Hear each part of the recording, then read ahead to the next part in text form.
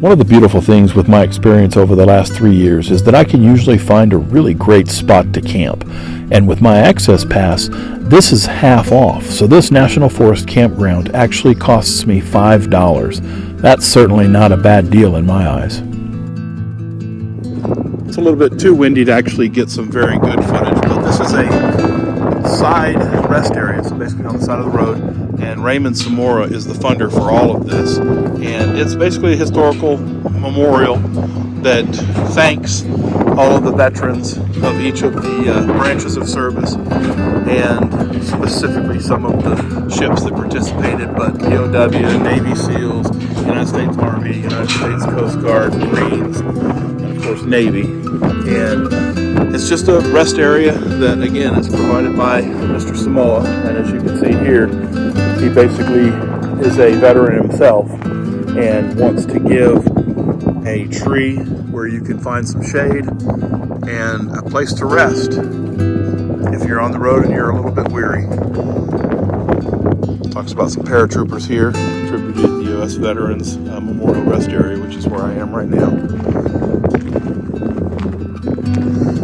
And of course everyone thinks about the POWs and the missing in action, and the fact that they are definitely not forgotten.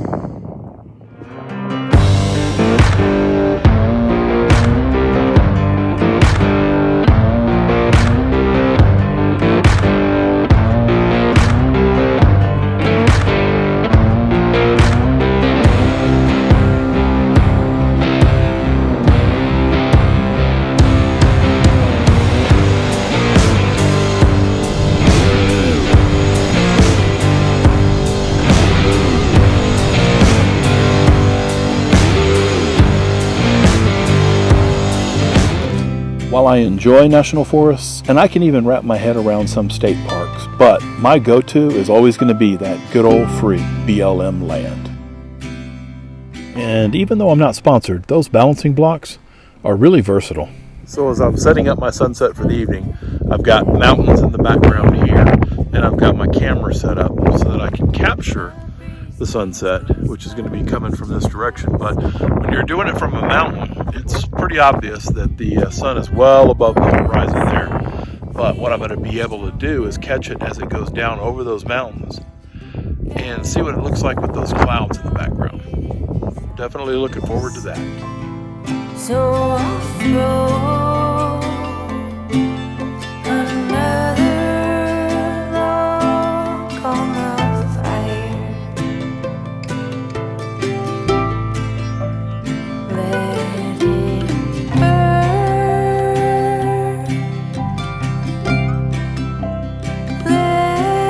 Let it burn. So I actually camped here in the middle of some BLM land just east of San Antonio, New Mexico. And I'm looking now at a mountain range. I'll go ahead and turn the camera around in just a second, but I'm looking at a mountain range, and I heard one or two explosions that sounded kind of like thunder, and then a third explosion that was a massive explosion, clearly not thunder. And it came from just behind one of the mountain ranges, or just one of the mountains right over there. Let me see if I can get it in my viewfinder, basically right here. So there's actually a tower on top of this mountain here, and then right behind this mountain here, I saw a huge plume of smoke come up. And apparently it's the EMRTC, Energetic Material Research and Testing Center, and they test high explosives and also the means to deliver those high explosives. And it was just an interesting thing, considering my experience in the military and hearing that, and kind of remembering back to when I was not too much further away from the Iraqi border and watching the air attack from above, dropping bombs all along the horizon with night vision goggle.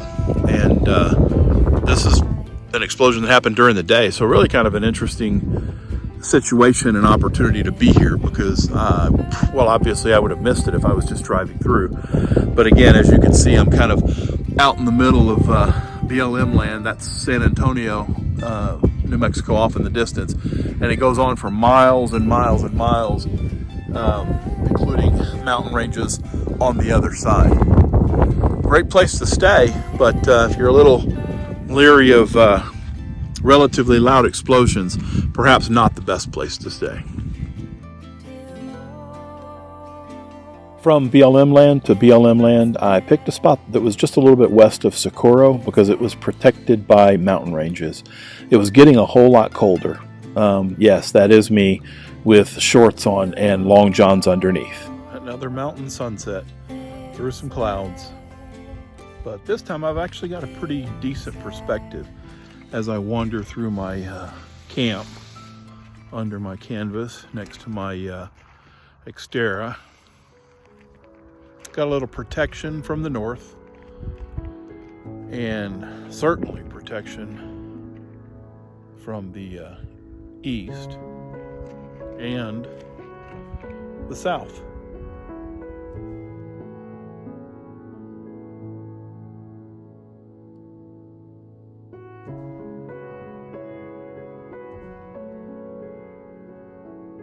There may have been protection from the wind, but as soon as that sun set, that temperature started to drop. It got just above freezing that night, so I can tell you that the flip-flops didn't last long, nor did my stay there. I actually only stayed one night. The primary reason that I wanted to stay at Bighorn Campground was because of the proximity to the Whitewater Recreation Area and the Catwalk Trail. This creepy vehicle on the hill notwithstanding, I stayed here 2 nights. The riches beneath the Mogalaw Mountains was enough to draw a lot of miners to the area. They used hand drills, buckets, ore carts, and dynamite to remove the gold and silver ore from the depths of the mine shafts. Their work was very hard and dangerous, and they used wagons bearing heavy loads of ore that was drawn by teams of up to 20 horses, traveling only 3 to 5 miles approximately from the mines to the mills, which took many hours to complete. Inside the mill were heavy steam-powered ore crushers called stamp mills that pounded this into powder and then sent it down the chutes to the mills. At this point, the refined ore or bullion was cast into bars that were too heavy to steel. Interestingly enough, some of the miners found this out the hard way. Hauling the bars to Silver City was often a muddy, week-long adventure. That's a trip that only takes about an hour today.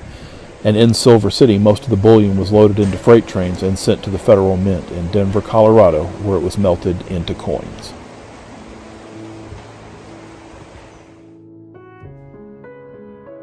Unfortunately for me, this is as far as my trip went that day. I went past the sign just a little bit, but it didn't take much for me to figure out that they were not lying.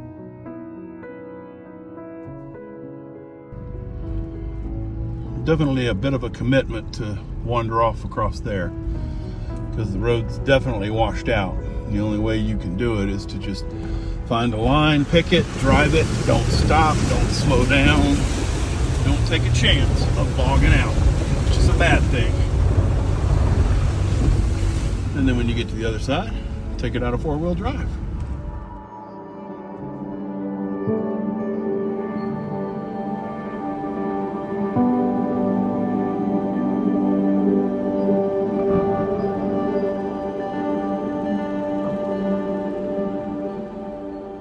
I just wanted to do a quick recap of my evening / morning.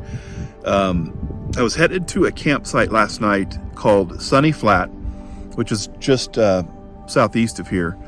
And when I got to the campsite, and it was basically a relatively primitive campsite, no amenities other than a vault toilet, just nice to have rather than digging the hole or using the facility that I have available to carry and throw away. And so I'm coming down from Lordsburg on Highway 80, and I came to the campsite, and the campsite in Lordsburg is in New Mexico, by the way. The campsite is full. It said, sorry, campsite full. And I started thinking, well, okay, so now what am I going to do? Well, there's a road called, I believe it's Portal Road. I think there's a small town east of here called Portal, but when I say small, it's small. Pipe Creek dwarfs it, the town I'm from. And anyway, so I'm on Portal. I knew that Portal Road led to Forest Road 442. And I refer to it as the portal pass because it's kind of interesting. If you're coming from New Mexico, it spits you out in Arizona, and vice versa if you're headed the other direction. And I remembered 2 years ago, I came from Arizona into New Mexico on that pass, and there was a small cutoff on the left side of the road, which was on the down side of the mountain. And I'm going to show you in just a second the view. And I thought, well, why worry about a campsite when there's a spot that I know of, that I remember, again, from 2 years ago, 21, that had a beautiful view, and it's more than enough for what I need as far as pulling over and camping. And so I went ahead and took it. Now, there were several spots along the way, on the way up, that have either some spots where people have pulled off over the years and continued to do that. And there were some that were occupied, some that were full, some that were completely empty. And I went ahead and passed all those up because I knew that this spot was here. And I knew that I would be able to get a sunrise and a view like this when I wake up.